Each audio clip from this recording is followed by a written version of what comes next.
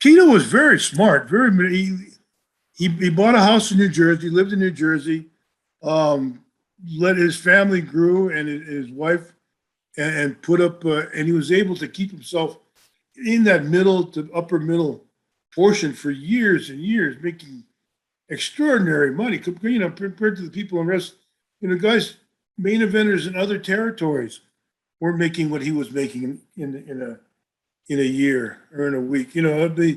His I would have to say Bockwinkel or the AWA champion or those guys. Uh, any territory stars that weren't part of the promotion. Aside from Dusty Rhodes or Orley Anderson or something like that, they were making. They were lucky if they're equaling Tito's money for the year or his weekly salary. I mean, he was just kicking it back, and he was able to to hold his ego down, to hold his and able to sit in that spot there, and just like a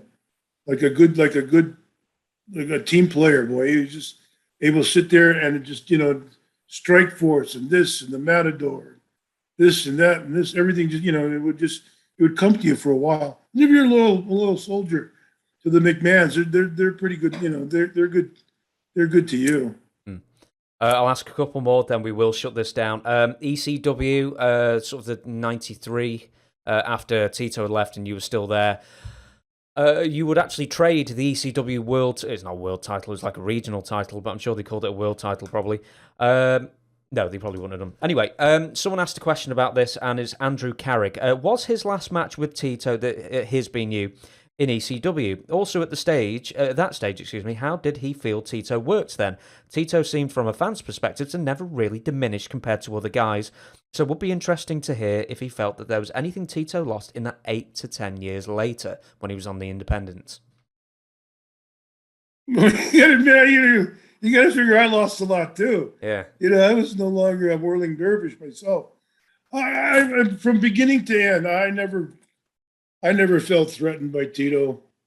I never felt the diminished work rate. I never felt that he was not a exceptional partner to have in the ring.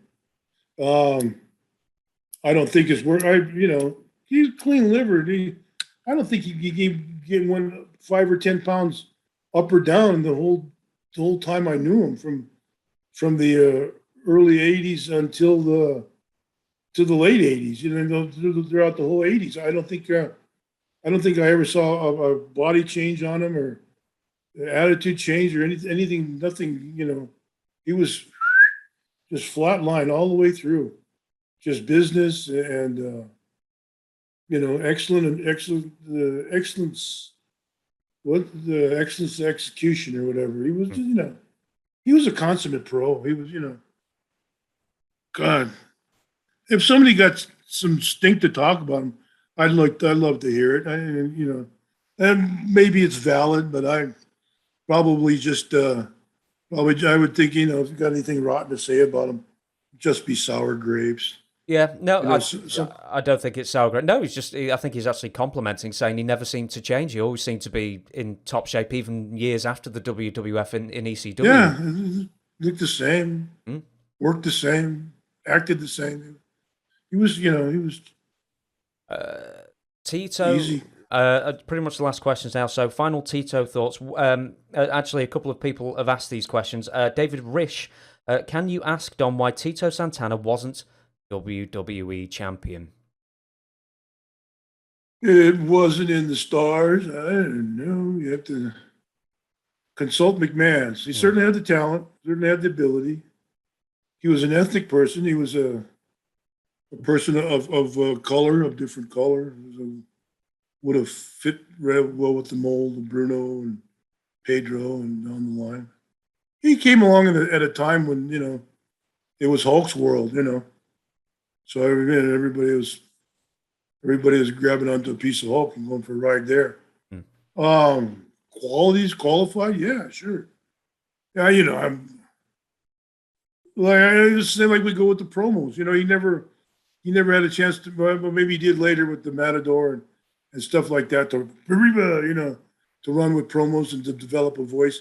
But even then, he was not developing his voice. He was developing the Matador's voice. So whether it was actually the Mercedes Solis or Tito Santana or Matador, you don't know. Which character he was lending himself to. The Matador character, one thing changed. It went from Ariba to Olay, and that's it. Oh yeah, and green trousers and a cape. Yeah, I remember he had that beautiful outfit. Yeah, sparkly. Yeah, no, you look lovely. Not world championship material in the Matador outfit, at least. No. But where does he rank as far as, let's say, before Ultimate Warrior, when the IC title was really the workers' title? Where does he rank in the, from best to worst? Not that there was even slightly a worst who ever had that title in the first few years, at least. I don't know. You'd have to check the books. You'd have to look, how they're drawing. I guess, I'm sure he and Valentine did good business. And